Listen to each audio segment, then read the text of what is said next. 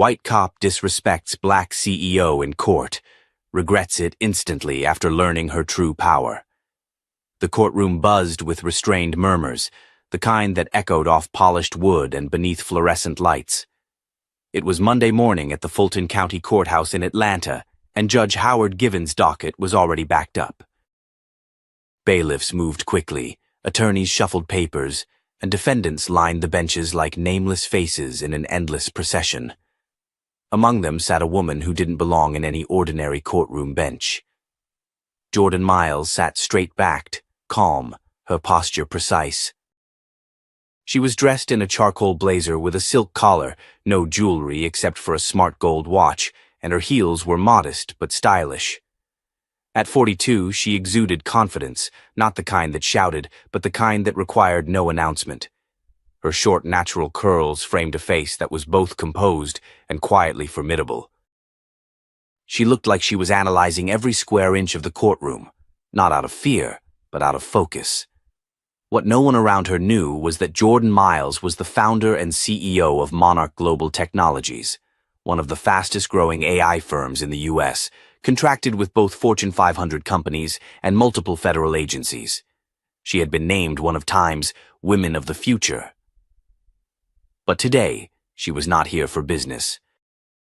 She had come to quietly sit in on a civil rights hearing, one concerning the wrongful arrest of her friend's teenage son, Jamal, whose case had been suspiciously buried. Jordan had financed the legal team anonymously, but she hadn't expected what would happen next. Court officer Mike Redford had been assigned to courtroom security that morning. A white man in his early 50s, with a barrel chest and a chip on his shoulder, he had served in law enforcement for over 2 decades. But his understanding of respect had always been selective. To him, Jordan Miles was just another well-dressed black woman taking up space where she didn't belong. He noticed her almost immediately, sitting too comfortably, not looking intimidated, looking him directly in the eye when their gazes met. That irritated him. Redford approached. "Excuse me, ma'am," he said gruffly, eyes narrowing. "Courtroom seating up front is reserved for legal parties and press." "You need to move." Jordan blinked, confused but calm. "I'm here with the family. I was asked to sit close." He scoffed. "I didn't ask who you were with. You're not counsel, and you're not press. Move to the back." "I'm not obstructing anything," she said, still seated. "And I haven't disrupted court proceedings in any way." Redford stepped closer, lowering his voice but increasing the hostility. "I said move. Don't make me ask again." Jordan studied him for a long second. "Is this about seating protocol, or is there something else bothering you today?" The officer's jaw clenched. "Is that sarcasm?" "No," Jordan said. "It's a legitimate question." People nearby had started paying attention. A few heads turned. Redford's ears burned. How dare she challenge him? "In front of others?" "That's it," he snapped. "Get up." "You're out." "You're escalating something that doesn't exist," Jordan said, standing slowly. "You don't have cause." "I don't need cause to remove someone being non-compliant," Redford barked. "You're disrupting court decorum." "Come on." Before she could reply, Redford grabbed her elbow, not roughly but firmly, and began leading her toward the exit. That's when Judge Givens, presiding from his bench, noticed the commotion. "Officer Redford, what's going on?" he asked, annoyance rising in his voice. Redford replied loudly, "This woman refuses to comply with seating protocol. She's being removed." Jordan turned toward the bench. "Your Honor, I was simply sitting in support of a friend's family and was told to move for no just cause. I'm not being disruptive." But Givens had already made up his mind. "Then follow the officer's direction. You'll be allowed back once you comply with courtroom order." Jordan inhaled deeply, trying to suppress the heat in her chest. The courtroom watched, caught between curiosity and discomfort. and Redford, savoring his moment, escorted her all the way to the hallway. The moment they were out of earshot of the court, his tone shifted. "You people think you can strut in anywhere you want, dress fancy, talk slick," he muttered. Jordan stopped walking. "What did you just say?" "You heard me," Redford said, now squarely in her face. "The law don't care how much money you flash around or what kind of attitude you bring. Don't think I won't cuff you right now if you keep mouthing off." Jordan's voice lowered dangerously. "You just threatened to arrest me for sitting in a courtroom. You put hands on me, and now you're using racist dog whistles. Are you sure you want to keep going?" Redford smirked. "Lady, I've been doing this job longer than you've been breathing. I know when someone's bluffing." Jordan reached slowly into her inner pocket and pulled out a slim leather card holder. She opened it with precision. Inside was her federal clearance badge. At first, Redford didn't register it, but then he read it. And read it again. His face paled. The color drained from his neck. Jordan's voice was razor-sharp now. "Read the agency line out loud, officer." Redford's mouth was dry. "Central Intelligence Agency. I'm on the National Security Cyber Operations Task Force. I consult directly with the Department of Justice and am on quarterly briefing calls with Homeland Security. Do you have any idea what happens when a CIA-affiliated federal contractor is harassed and manhandled in a courthouse by a uniformed officer?" He tried to speak, but nothing came out. Jordan stepped closer. "I've got your badge number, and so do my colleagues. If you think this ends here, think again." Redford took an awkward step back. I didn't know. That's the problem," she said.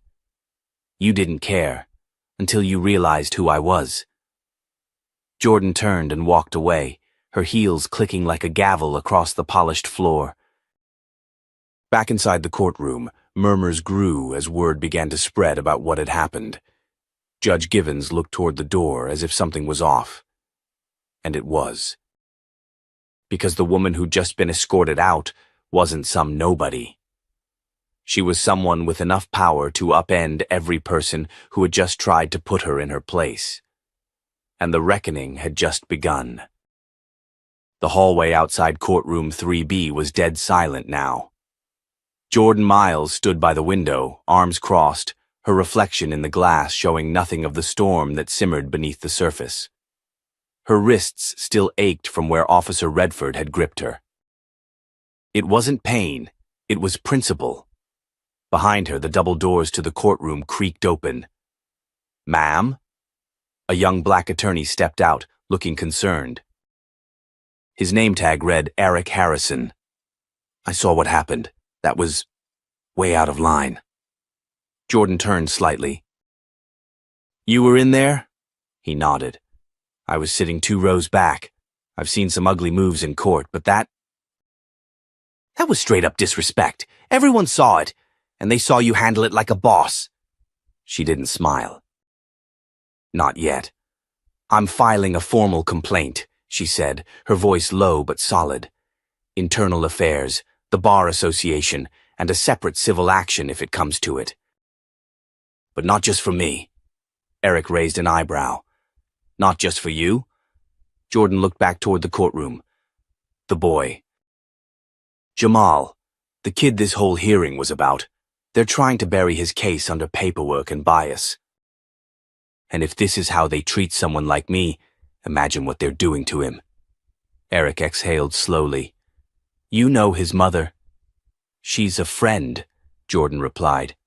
"I've been helping cover legal costs." "Off the record. Until now." He tilted his head. "So what now?" "Now," Jordan said, straightening up, "they get to learn who they tried to push out of a courtroom." Meanwhile, inside the courtroom, Officer Mike Redford had returned, his swagger noticeably absent. He took his post against the wall, trying to act unbothered, but anyone paying attention would have noticed his shifting weight, his flickering eyes, and the light sheen of sweat on his brow. Judge Givens glanced at him. "Issue handled?" "Yes, Your Honor," Redford lied through his teeth. But the judge was no fool. He'd already caught whispers, and he knew enough about Jordan Miles to know this wasn't going away quietly. Back outside, Jordan's phone buzzed. It was a secure line. She stepped away to answer. "Miles," she said. "Jordan," came the voice of her handler, CIA Liaison Director Julia Marks. "We just received word through the DOJ that you were detained in a courtroom." "Is that accurate?" "Unofficially detained. No charges. Just a thug with a badge and a bruised ego." There was a pause. "Do we need to step in?"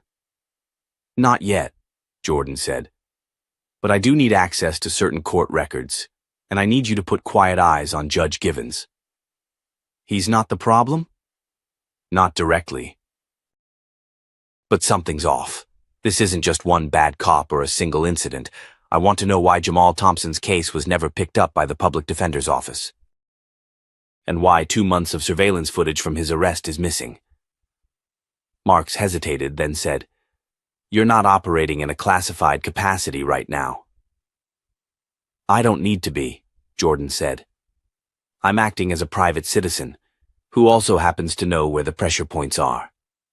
A beat of silence. "We'll run a soft sweep," Marks finally replied. "You'll have files by morning." Jordan hung up. Back in the courtroom, Judge Givens called a recess. As the room emptied, Redford tried to slip away unnoticed. But Jordan was waiting by the exit. "Officer Redford," she said, stopping him cold. He froze. "You and I are going to have a formal sit-down with your superior this week. I've already requested your body cam footage from this morning, and you may want to start thinking about what you're going to tell your union rep." He opened his mouth. No words came out. "And one more thing," Jordan added. "If you ever put your hands on another black woman for simply taking up space, I promise you, whatever fallout you're about to face right now will feel like mercy." She walked away without another word. Redford stood there, cold sweat crawling down his back. Later that night, in a small conference room at Monarch Global's private office in Midtown Atlanta, Jordan laid out everything she had compiled so far. Alongside her were 2 of her closest allies, Maya Bell, her legal strategist, and Ethan Lowell, a former federal prosecutor turned private investigator. "They didn't just mishandle Jamal's arrest," Maya said, pointing to the case timeline on the whiteboard. "They rerouted the complaint internally before it even reached the state's intake system. Someone's trying to erase this case." "And look here," Ethan added. "The officers involved in Jamal's arrest? Same precinct as Redford, same squad. One of them has 3 prior excessive force complaints, none of which were prosecuted." Jordan leaned back in her chair, her mind working like a chessboard. They didn't just arrest that boy. They planted something. Or doctored footage, and now they're trying to make him look like a threat so they can justify what they did. "You think it's a pattern?" Maya asked. Jordan nodded slowly. "No, I think it's a protocol." There was silence. Ethan cleared his throat. "You gonna go public?" "Not yet," Jordan said. "First, we expose them the way they tried to expose him. Through the system. In court. On record." And then she said the words that would set everything into motion. "I'm not just going to defend Jamal. I'm going to dismantle every last person who helped bury the truth." She closed her laptop with a snap. "Let's get to work." Jordan Miles sat in the back seat of a black SUV, parked half a block away from the Fulton County Courthouse. Rain tapped against the windshield, blurring the city lights into soft smears of orange and blue. Inside, the cabin was dim and silent, save for the quiet hum of encrypted laptop fans beside her. On the screen, a file pulled hours ago from a back channel within the DOJ's internal database. She scrolled through it slowly. Incident reports, officer rosters, tampered timestamps. And one phrase that made her blood run cold. Flagged for high-priority redirect. No outside review permitted. They'd buried Jamal's case on purpose, and someone higher up had helped. You seeing what I'm seeing? Ethan's voice came through her earpiece. He was watching from a camera feed across the street. I'm seeing a conspiracy, she replied. Someone wants this whole precinct's corruption locked down tight. He paused. We sure it's just about Jamal? Jordan didn't answer right away. Her eyes flicked across a secondary report, an internal complaint filed 2 months earlier by a different young black man. Beaten during a routine traffic stop, his complaint was closed in 48 hours with no follow-up. His name was Deshaun Green, and he disappeared off the record 2 weeks later. I think Jamal was just the one who didn't vanish, she said finally. I think we're looking at a pattern that's been operating under the radar for years. Ethan's voice hardened. You ready to go public? Not yet, she said. Not without video. She turned to Maya, seated beside her, already pulling up a directory of body cam metadata. There, Maya said, pointing at the screen. Redford's cam stopped recording 3 minutes before he reached Jordan in the courtroom. It only picked up audio until then. Then it cuts. Let me guess, Jordan muttered. Technical glitch? Maya nodded. That's what the report says, but look at this. Backup audio started at the exact same second, as if someone wanted audio but didn't want the image. Jordan leaned in closer. So the microphone was live, but the camera wasn't. Maya smiled grimly. They wanted deniability. No one would believe a cop just disabled the body cam in a federal courtroom, but if it's accidental... Jordan's hands clenched. Let's see how accidental it feels in court. The next morning, Jordan returned to the courthouse, this time not in the gallery but at the plaintiff's table. She wasn't just assisting now.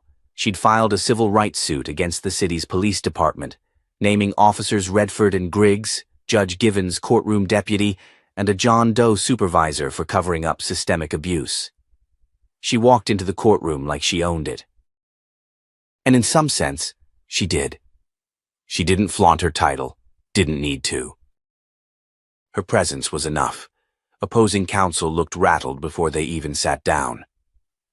Judge Amelia Grant, presiding over the suit, adjusted her glasses and addressed the courtroom. Ms. Miles, representing yourself? Jordan stood. Representing myself and the interests of a minor unjustly detained and publicly degraded, Your Honor. The opposing attorney, a wiry man named Donovan Kessler, rose. We believe this is an overreach. Ms. Miles was never charged. Her account is based on personal interpretation. Objection, Jordan cut in smoothly. Facts, not interpretation. I have audio recordings, multiple witnesses, and missing video data that conveniently supports my claim. Unless Mr. Kessler has a different definition of overreach. Judge Grant gave Kessler a look that shut him down mid-rebuttal. The first witness was called Jamal Thompson's mother, Yvette. She walked up slowly, hands trembling slightly as she was sworn in. Jordan approached with care. Mrs. Thompson, she said gently, when was the first time your son told you about the officer who assaulted him? Yvette swallowed. 2 days after it happened. He didn't want to talk at first. Said he was scared they'd come for him again. Jordan nodded. And had you received any formal notice of the arrest? No. I found out from a neighbor who saw it happen. Jordan turned to the judge.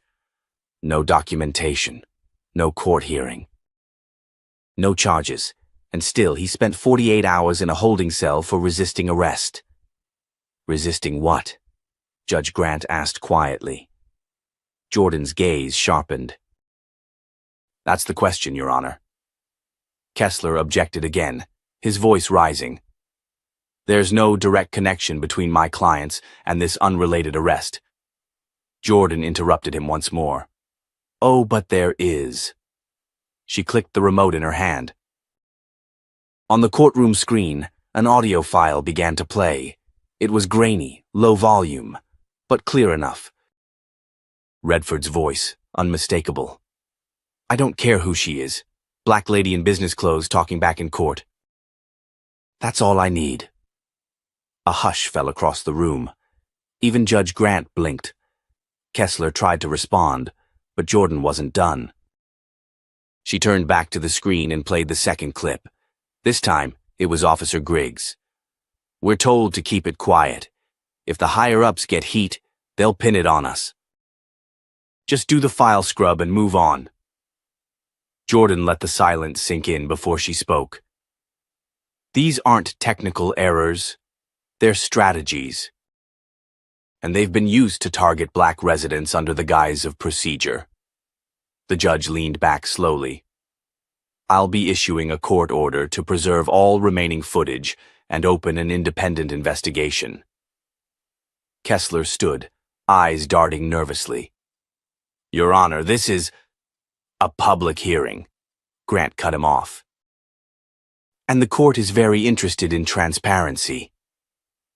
As the session ended, Jordan packed her briefcase and turned to Maya, who was smiling now. You dropped a nuke in there, Maya whispered. Jordan's voice was quiet but steady.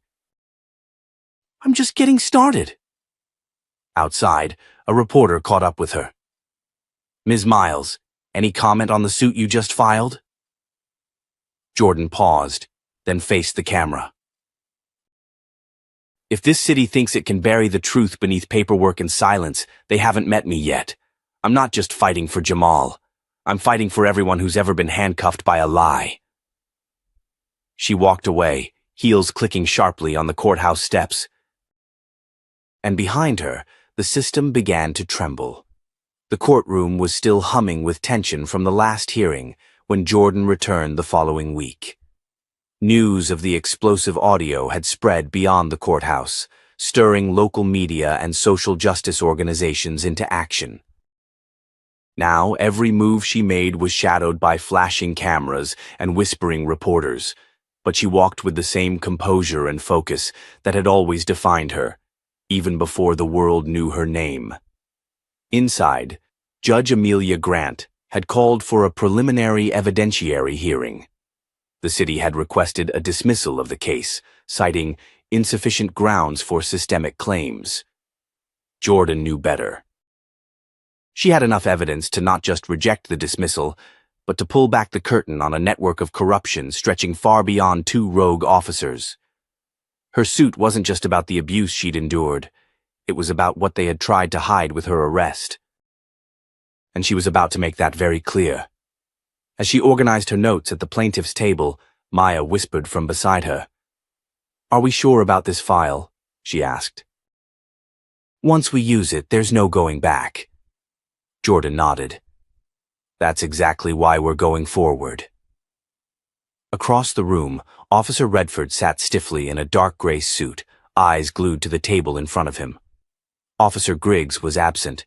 His attorney claimed emotional distress had kept him from appearing. But it wouldn't matter.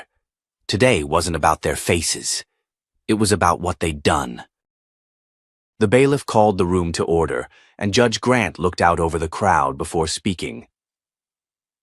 We're here today to determine whether sufficient evidence exists to proceed with the civil suit brought forth by Ms. Jordan Miles against the Atlanta Police Department and affiliated defendants. She nodded toward Jordan. Ms. Miles, you may proceed. Jordan stood, her presence commanding yet understated. She didn't pace. She didn't raise her voice. She simply stepped forward and spoke like a woman who knew every word mattered. Your Honor, last week I provided audio recordings of 2 officers discussing how and why I was targeted in court. Today, I intend to show that my case was not an anomaly, but part of a broader, intentional pattern of racial targeting. Judge Grant gave a slow nod. You have the floor. Jordan clicked the remote again, and a new video began to play. This one wasn't from a police body cam. It was security footage from the courthouse basement, pulled from an access request Maya had filed under a legal tech exemption. On screen, Officer Griggs could be seen speaking with an unknown man in plain clothes. Then, as the audio kicked in, the room froze. You sure she's just a lawyer? The man asked. She's got money. Looks like one of them boardroom types, Griggs replied. She ain't local. That badge might scare her a little. She didn't scare easy today. Then make her. Silence. You want me to plant something? The man didn't answer, but he handed Griggs a small plastic bag before turning and walking out of frame. Jordan paused the footage and turned back to Judge Grant. This video was captured 2 hours before I was arrested in open court, and moments before my handbag was moved by Griggs without consent. Gasps rippled through the crowd. Even Judge Grant's expression hardened. Jordan continued, I didn't bring that video last week because I needed to verify the man's identity. His name is Gregory Chase. Former APD, currently working under contract for the city's private security vendor. He's also under investigation in 2 unrelated tampering cases, both dropped without explanation. Opposing counsel jumped to his feet. Your Honor, this is highly speculative. It's supported by 2 digital timestamps, sworn affidavits, and a signed visitor log from courthouse security, Jordan cut in. And I have all 3 right here. She handed over the documents without missing a beat. This isn't about one bad day, Your Honor. It's about an organized effort to discredit a black professional woman, because I spoke back. Kessler, visibly rattled, tried again. This is a distraction. Ms. Miles is creating a narrative to avoid accountability for her behavior in court. Jordan's reply came swift and cold. I was arrested for standing still, for asking questions, for wearing the wrong skin in the wrong courtroom. There was no behavior, just silence, and that was too loud for them. Judge Grant sat back, silent for several long seconds, the weight of the moment settling heavily over the room. Ms. Miles, she said finally, the court acknowledges the serious implications of the new evidence. Your motion to proceed is granted. The request for dismissal is denied. We will move forward with the discovery phase. A murmur of approval rippled through the gallery. As court adjourned, Jordan gathered her files, her hands steady. Officer Redford walked by her table, his steps faltering. For the first time, his arrogance had cracked. You're not done yet, he muttered. Jordan looked up, locking eyes with him. Neither are you, she replied. But I'll still be standing when it is. Outside the courthouse, the sky had cleared, sunlight pouring through the high-rise buildings of downtown Atlanta. Reporters rushed toward her, microphones raised, but she kept walking until she reached the car where Maya and Ethan were waiting. Next move? Ethan asked. Jordan slid into the seat. We press harder. Maya turned from the driver's seat, a flicker of nervousness in her voice. There's talk that someone from the state AG's office is getting involved. They're worried about how deep this goes. Jordan stared out the window for a moment, then smiled slightly. Good, she said. Let them be scared. They should be. And as they drove off into the fading afternoon light, she knew something had shifted. This wasn't just about court anymore. It was about exposure, truth, and power. And this time, the system wouldn't be the only one watching. The night after the hearing, Jordan sat in her living room with the lights low and the television turned down. She wasn't watching the news, though her face was on nearly every channel. Instead, She was staring at her own reflection in the darkened window, processing everything she'd just set into motion. The discovery phase was only the beginning. What she'd revealed in court was enough to shake the foundation of the case, but what she planned next would rock the entire department, and she knew that meant she had a target on her back. Maya sat across from her on the couch, a stack of manila folders between them. "We've traced Chase's employment history," she said. 3 years ago, he was dismissed from APD for an internal misconduct charge that was mysteriously dropped. 2 months later, he's working with Sentinel Solutions, a private firm with heavy city contracts. "Of course," Jordan murmured. "City hires out the dirty work to maintain deniability." Maya flipped open a folder. "But here's where it gets messier. Sentinel has ties to a local nonprofit that receives federal funding for urban safety initiatives. The same nonprofit that runs pre-arrest diversion programs and supplies unofficial security training to off-duty officers." Jordan looked up sharply. "Meaning?" "Meaning the city is outsourcing its policing, using shell orgs and community partners to funnel influence without oversight. That Chase video, he's just the front man." Jordan stood, pacing. "So they set me up in that courtroom, knowing full well I had no priors, no threat history. It wasn't just retaliation. It was a warning." Maya's voice dropped. "We also found a report. Internal APD memo from last year. Lists you by name. Flags you as a potential agitator due to public appearances and social media content related to civil justice reform." Jordan stopped in her tracks. "I was being watched?" "You weren't the only one." Jordan rubbed her temples. "They built an internal enemy list, like a blacklist." Ethan arrived moments later, his laptop open before he even sat down. "I've cross-referenced everything we've got with APD's past settlements. Over the last 5 years, the city's paid out more than $20 million in civil claims involving unlawful arrests, most of them against black plaintiffs. No media coverage, no trial, just buried in sealed agreements." Jordan raised an eyebrow. "And how many of those involve the same officers?" "Too many to be coincidence. Riley, Griggs, Chase. Even the judge who dismissed the wrongful detainment charges in 2019, she has 2 unexplained case closures linked to similar defendants." The dots weren't just connecting, they were forming a noose. Jordan leaned in, voice firm. "We need to go public, a press conference, not just about my case, but all of them." Ethan hesitated. "Jordan, that's war." "I'm not scared of war," she said. "I'm scared of silence." 2 days later, the conference room at the Hyatt downtown was packed. Journalists, civil rights attorneys, community leaders, all gathered after word leaked that Jordan Miles would make a major announcement. Behind her stood a blown-up image of the video still, Officer Griggs accepting the planted evidence. Next to it, a screen displaying payout figures and sealed case numbers. Jordan stepped to the mic. 2 weeks ago, I was arrested in open court, not for breaking the law, but for daring to challenge the abuse of it.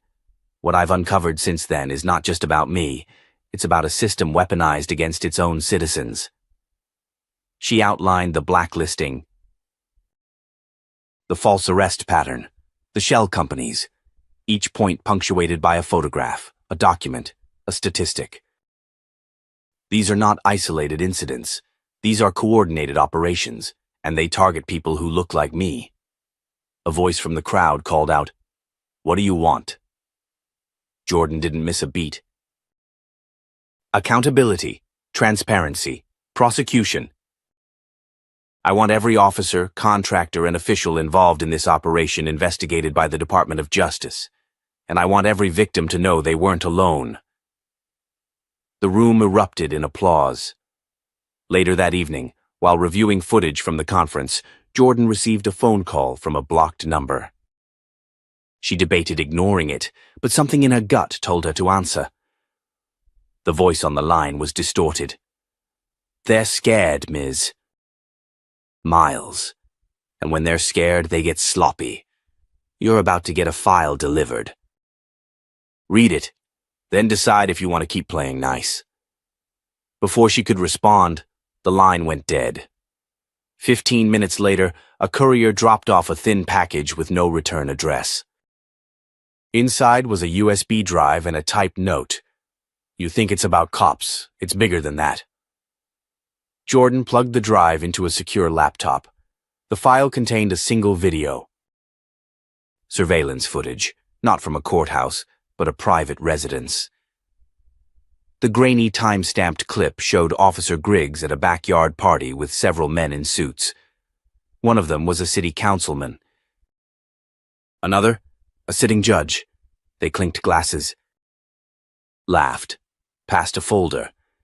It was the same file that had been planted in her bag. Jordan leaned back in her chair, her mind reeling. This wasn't just corruption, it was collusion. As the screen faded to black, Jordan whispered to herself, "They don't even know what's coming." Because the courtroom wasn't the only battlefield now. The city itself was under scrutiny, and she was just getting started. The following morning, the city seemed to breathe differently. Headlines across digital platforms screamed in bold fonts. CEO Jordan Miles accuses police department of systemic collusion. News anchors debated whether her claims would trigger a federal probe. But while the public was only beginning to wake up, Jordan had been up all night, piecing together the final move. In her penthouse office overlooking downtown Atlanta, she stood before a whiteboard covered in names, arrows, and red lines. Maya sat beside her, tired but wired, reviewing the new footage again and again. "This isn't just a few rogue cops," Maya said quietly. "It's a web. Politicians, judges, law enforcement. If we go after this, we're going after everyone." "That's the point," Jordan replied. "They're not hiding anymore. They think no one has the power to stop them, so we're going to make them visible." Ethan walked in holding 2 cups of coffee and a thick envelope. "This just arrived at the front desk." "No name, but the handwriting's the same as the one from the USB package." Jordan took the envelope carefully and peeled it open. Inside were photocopies of internal communications from the mayor's office to the police union. Email threads. Meeting notes. It was all there. Coordinated retaliation tactics against political critics. One line in particular sent a chill through the room. Target high-profile disruptors. Use minor infractions. Plantable evidence preferred. Create headlines first. Defend later. Jordan's fingers tightened around the page. They were planning it, not just me. Anyone who challenged them. She took a deep breath and turned to Ethan. Set up a meeting with the U.S. Attorney for the Northern District.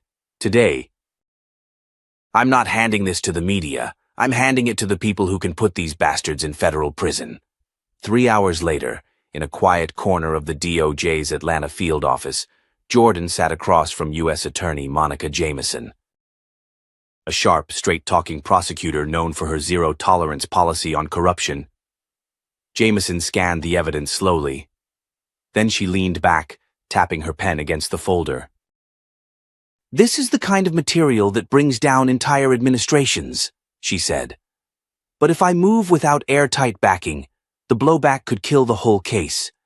I need testimony. From someone on the inside." Jordan already had the answer. She pulled out her phone, scrolled to a name, and handed it to Jameson. "Call him." Officer Anthony Delgado. He reached out anonymously 2 nights ago. Said he'd been part of a raid targeting innocent residents in West End. Told to keep quiet or be reassigned. Jameson raised an eyebrow. "You trust him?" "I trust fear, and Delgado's terrified." Later that night, under protective surveillance, Delgado met with Jordan, Maya, and Jameson in a secure warehouse-turned-safe house on the edge of town. He looked young, too young to be carrying the weight of betrayal on his face. But his words were steady. I didn't sign up for this. I joined to protect people. But Chase, Griggs, even Lieutenant Voss, they're part of something else. They get tips from outside the department. Real estate developers, political consultants, they arrest people in specific neighborhoods to depress property values. Then those same developers sweep in and buy cheap. Jordan sat forward slowly. So this is about money too. It's always about money, Delgado said. They didn't just want to silence you. They wanted to send a message to every activist, every business leader, every reformer that stepped out of line. You were a trophy. Jameson took detailed notes. Would you testify under oath? Delgado hesitated, then nodded. With protection, yes. Back in her condo later that night, Jordan leaned against her balcony railing, the city lights flickering beneath her. For the first time, it didn't feel like she was at war alone. A quiet knock at the door pulled her from her thoughts. She opened it to find her father, retired Judge William Miles, holding a newspaper and a bottle of scotch. I figured if the world's going to burn, we should at least have a drink while it happens, he said. Jordan smiled faintly and let him in. They sat on the couch, clinking glasses. Her father flipped the paper around to show her the front page. A photo of Jordan standing at the press conference, her hand raised, her face defiant. The caption read, "One woman's truth shakes the system." He looked at her, eyes proud but wary. This isn't just courtrooms and speeches anymore, Joe. This is a revolution. Are you ready for what comes next? She took a sip, then met his gaze. I don't have a choice. But I do have a plan. Outside, the sirens wailed distantly. Helicopters buzzed faintly above the city. Somewhere, the empire that had orchestrated her fall was trembling. And Jordan Miles was about to bring it all down. The federal courthouse in downtown Atlanta had never been more tense. Reporters clustered outside behind metal barricades, cameras rolling live, capturing every arrival. Inside, the halls buzzed with anticipation. Courtroom 4C had been reserved for a special evidentiary hearing, one that no one had expected to be public until a certain black woman decided she was done being silenced. Jordan Miles arrived flanked by her legal team and Maya. She wore a navy blue pantsuit, tailored to precision, with her natural curls pinned up. No security detail, no theatrics. Just presence, authority. She moved like someone who had already won, but was determined to earn every inch of justice anyway. As she stepped into the courtroom, whispers rippled through the gallery. Prosecutors, public officials, and members of the press all craned their necks. Officer Chase and Officer Griggs were already seated at the defense table with their attorneys, both men looking pale and hollowed out. There was no trace of the arrogance they once wore like armor. The judge presiding over the hearing, Hannah Raymond Ellison, was a no-nonsense federal judge, known for his sharp tongue and sharper sense of fairness. He glanced at the docket, adjusted his glasses, and gave a slight nod. "Ms. Miles," he said. "Are you ready to proceed?" Jordan stood. "Yes, Your Honor. We will begin with our first witness, Officer Anthony Delgado." There was a pause in the room, a slight gasp from the defense table. Delgado had disappeared off the radar weeks ago, supposedly placed on desk duty after requesting leave. No one expected him to appear today, let alone to testify. Delgado walked in through the side door, nervous but resolute. He took the stand, was sworn in, and began recounting in painful detail the directives he'd been given, the red flags he ignored, and the chilling meetings he'd attended in hushed rooms with men like Chase, Griggs, and even a local developer who needed that neighborhood cleared. "What did they tell you about Jordan Miles?" Jordan's lawyer asked. "They called her a problem, said she was too visible. That someone had to remind her who's in charge." Were you ordered to fabricate evidence? Delgado nodded. We were told to find something, anything, and if we couldn't find it, make it look close enough. Gasps echoed in the room. The judge leaned forward. Do you have documentation to support this? Delgado looked at Jordan, then reached into a folder and passed it to the court clerk. Meeting logs.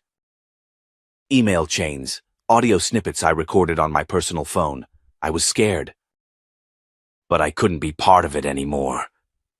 When the judge reviewed the contents, his brow furrowed deeply. These aren't just unethical, these are felonies. By midday, the mood had shifted completely. More witnesses were called.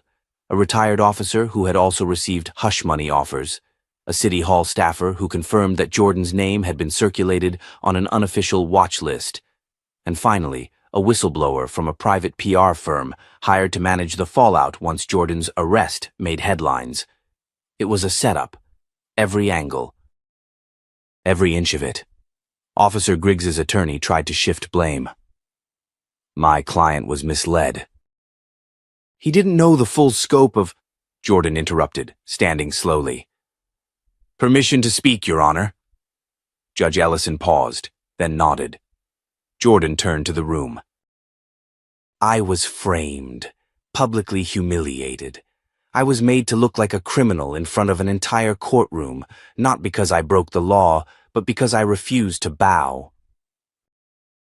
I've spent my life building a company that employs over 500 people, donates millions to underserved communities, and advocates for criminal justice reform.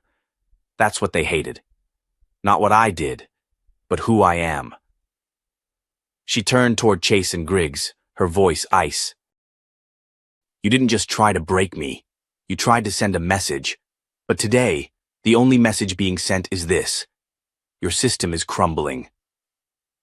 Griggs couldn't look her in the eye.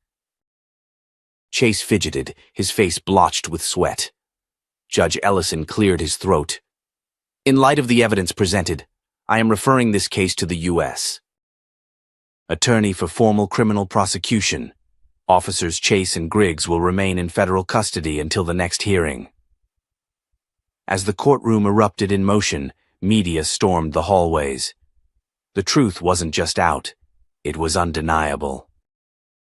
Back in the hallway, Maya rushed up to Jordan with tears in her eyes. You did it. Jordan didn't smile. She exhaled. No, she said. We just started. Because while Chase and Griggs were going down, there were more names on that whiteboard. And justice wasn't about one courtroom. It was about rewriting the rules, once and for all. The sun rose quietly over Atlanta, but the city itself was anything but calm. Word of the explosive courtroom revelation had spread like wildfire across social media, national broadcasts, and political circles. News anchors debated the scope of corruption. Editorial headlines used words like systemic betrayal and images of Jordan Miles, calm, composed, unshakable on the witness stand, dominated every screen. But for Jordan, the media frenzy meant little compared to what came next. The day after the hearing, she stepped into a conference room atop her company's skyscraper headquarters, greeted by applause from her executive team and silence from many others who once questioned her leadership. Her face was solemn but firm. We survived, she said simply. Now we build. By noon, indictments had been filed against officers Chase and Griggs for obstruction of justice, falsifying police reports, and conspiracy to violate civil rights. More surprising, however, was the arrest of Deputy Mayor Harris Caldwell, the one who had once dined with Jordan and smiled for photos at her community grant awards. Turns out, he had signed off on the funding for the private security firms and cleanup teams used to displace residents in Jordan's redevelopment neighborhoods. Not for public safety, but to clear space for corporate developers who had been quietly lobbying City Hall. As the federal investigation deepened, new names surfaced. Real estate tycoons, city zoning officials, and 2 judges from the lower circuit were all implicated. What started as an act of police misconduct had unraveled an entire network of collusion between law enforcement and power-hungry businessmen, using fear and prejudice as leverage. One by one, they were brought in, questioned, charged. Meanwhile, Jordan's own staff struggled to keep up with the outpouring of support. Thousands of emails, letters, and calls poured in from around the country. Messages from Black professionals who had faced similar disrespect, from single mothers who had once lived in the very housing projects Jordan rebuilt, from young women who now saw her not just as a CEO, but as a symbol of power wielded with grace. At a press conference held on the steps of the federal courthouse, Jordan stood beside U.S. Attorney Melanie Price, the lead prosecutor on the case. Flanked by community leaders and civil rights activists, she addressed the public not as a victim, but as a voice for change. "This isn't just about what happened to me," she said, her voice echoing over the crowd. "This is about what happens every day to people without a title, without a camera, without a courtroom that listens. Power unchecked becomes dangerous. But truth has a way of burning through the dark." Reporters shouted questions, but Jordan turned and walked away. Her message had landed. Behind the scenes, the reforms began. The police department was ordered to undergo mandatory federal oversight. A new civilian review board, diverse, transparent, and uncompromised, was formed to evaluate misconduct allegations. Internal hiring procedures were restructured to eliminate discriminatory screening. For the first time in decades, the city admitted its system was broken. And it was beginning to fix it. But perhaps the most powerful moment came weeks later when Jordan stood before a class of high school seniors at a public school in one of Atlanta's poorest districts. She had returned to speak, not as a billionaire or a victim, but as someone who still believed in the fight. "I've been underestimated, profiled, disrespected," she told them. "But I never forgot who I was, and I want you to remember who you are. You don't have to be rich to be powerful. You don't have to be famous to matter. You just have to stand up, especially when it's hardest." A hand went up. A girl no older than 16, with braids and a chipped notebook. "How do you stay strong when everyone wants to break you down?" Jordan smiled. Not the rehearsed corporate smile. A real one. "You remember what you're building, and you never, ever let them define your story." That night, back in her apartment overlooking the skyline, Jordan watched the city lights flicker like stubborn stars. Maya brought her tea, and they sat in silence, the hum of Atlanta beneath them. "You think it's over?" Maya asked. Jordan took a slow sip. "No, but now they know my name." She turned toward the window, and more importantly, now they know they can't erase it. To everyone listening, if Jordan's story moved you, if you believe in justice that doesn't wait for a badge, a title, or a miracle, then share this story. Let it travel further than her courtroom ever could. Because the next time someone's power is questioned because of their skin, their gender, or their silence, your voice might be what tips the scale. Thank you for watching. If this story meant something to you, like the video, subscribe, and share it with someone who needs to know they're not alone. We'll see you in the next story, because the fight for truth isn't over. It's only just begun.